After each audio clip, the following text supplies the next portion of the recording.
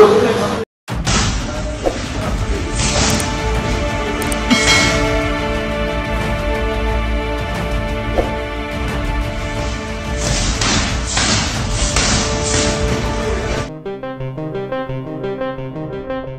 o hindi dapat ba may kasa ang laban nina General Nicolas Torre III at Acting Mayor sa Davao na si Sebastian Duterte? Narito ang opinyon ni Mr. Kwento. Ang argumento para sa laban, simbolismo, pagkakaisa at pagtulong sa bayan. Sa isang bansa na matagal nang nahati sa politika, katiwarian at kakulangan ng mga pananagutan, ang posibilidad ng isang laban sa pagitan ni General Nicolas Torre III at Acting Mayor sa Davao na si Sebastian Duterte ay tila isang makapangyarihang simbolo. Hindi ito basta-bastang boxing match, ito isang representasyon na dalawang magkaibang pwersang pampubliko, ang disiplina ng uniforme at ang lakas ng pamahalaan. Una, ang laban ay maaring magsilbing simbolo ng tapang at pananagutan. Sa halip na umiwas sa batikos o usapin, harapin ito sa legal, makatarungan at mapayapang paraan sa loob ng ring. Kung isasagawa ito para sa charity, lalo na kung ang kikitain ay mapupunta sa mga biktima ng sakuna gaya ng mga nasalanta ng bagyo ngayon, ito ay magiging makataong hakbang. Sa ganitong paraan, ang laban hindi lamang personal kundi may pambansang layunin. Ikalawa, posibleng ito ay magsilbing daan ng pagkakaisa sa mga taga-suporta ng dalawang panig. Sa halip na lumala ang alitan sa social media at sa politika, maaari itong ilipat sa isang larangan na may malinaw na patakaran, limitasyon at respeto. At yan ang sports, isang laban na may disiplina, may bayag, pero walang baril o dahas. Ikatlo, kung maayos ang pagkakaorganisa, maaaring ito ay magbukas ng diskurso at awareness sa mga isyu ng integridad, serbisyong publiko at accountability sa isang lipunan na puno ng fake news, political tension at social media drama. Isang makatotohanang laban na may mensahe ang maaaring maging wake-up call sa publiko. Narito naman mga kwento ang opinyon ni Mr. Kwento sa mga dahilan kung bakit hindi dapat may kasa ang laban. Una, politika at imahe. Sa kabila ng mga positibong aspeto, hindi rin may kakaila na maraming argumento kung bakit hindi nararapat na may kasa ang laban na ito. Una, ito ay maaring magbigay ng masamang ehemplo sa mamamayan. Sa halip na mapanatili ang dignidad ng mga posisyon nila bilang opisyal ng pulisya at kasalukuyang alkalde, maaring ang ganitong laban ay magmukha ng pa-showbiz o pagiging pabida sa publiko. Maaring isipin ng ilan na ginagamit lamang ang laban bilang paraan ng paghiganti, pag-iingay o pagpapalakas ng sariling pangalan sa politika. Ikalawa, may panganib itong maging politically divisive. Ang mga taga-suporta man ni Torre at ni Duterte ay parehong may lakas, impluwensya at matitinding panindigan. Sa halip na pagkakaisa, posibleng mas lalo pang lumalim ang alitan ng dalawang panig, lalo na kung magkakaroon ng kontrobersyal na resulta o hindi patas na organisasyon ng laban.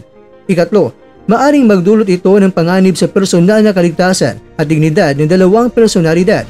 Hindi sila mga profesional na mga boksingero at kung may mangyaring masama sa ring tulad ng injury, knockout o pagkakahiya, maaari ito makaapekto hindi lamang sa kanilang pisikal na kalagayan kundi pati na rin sa kanilang reputasyon.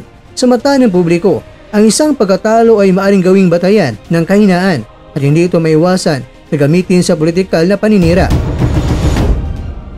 Ikaapat, nagkakaroon ito ng posibilidad na maliitin ang tunay na layunin ng sports bilang plataforma para sa kabataan at mga atleta. Kung ang boxing ay ginagamit ng mga opisyal para sa personal na away o drama, maaari itong mawala sa tunay nitong konteksto bilang sports ng karangalan at disiplina. Well mga kwento, sa pagsasama ng dalawang panig, narito ang posibleng solusyon. Bagamat may mga mabibigat na mga argumento, pero ang tamang tanong ay hindi lamang dapat ba o hindi, kundi paano ito may isa sa katuparan ng may dignidad, kabuluhan at respeto. Kung itutuloy ang laban, kailangan tiyakin na ito ay may malinaw na layunin tulad ng pagtulong sa biktima ng sakuna. Mayroong third-party organizers tulad ng Games and Amusement Boards o GAB o Philippine Sports Commission o PSC para sa patas at profesional na pamamahala. May code of conduct upang maiwasan ang kabastusan, paninira o pagmumura bago, habang at pagkatapos ng laban. Dapat ito ay one-time symbolic match, hindi para sa pansariling agenda, kundi para sa mas mataas na layunin ng bayan. Ngunit, kung hindi ito matutupad sa ganitong kaayusan, mas makabubuting wag na itong ituloy. Marami pang paraan upang ipahayag ang prinsipyo, tumulong sa nangangailangan at manindigan ng may dangal. Hindi kailangan gumamit ng suntukan para rito.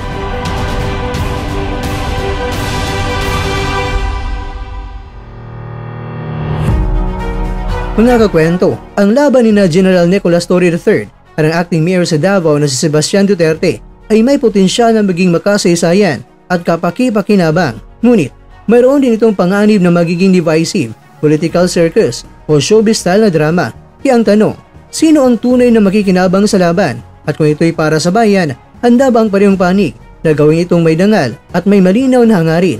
Kung oo, suportahan natin ito. Kung hindi, paglaban natin ang mas maayos, mas mapayapa at mas produktibong paraan ng pagkakaisa at pagkilos para sa sambayanan.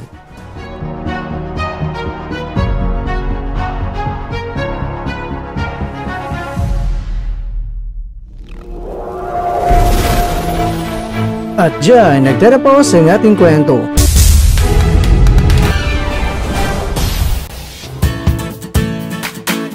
Maraming salamat mga kakwento sa inyong panonood. Pero baka naman mga kakwento ay nagustuhan niyo po ang kwento natin ngayon.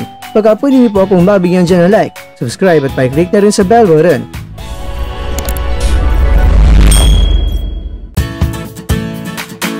Pero bago tayo tatapos mga kwento, syempre, shoutout po muna tayo dyan sa ating mga kakwento.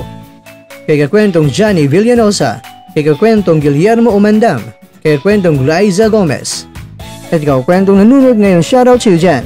Bueno, dito na po muna ang ating kwentuhan at abangan nyo na po ating susunod na video.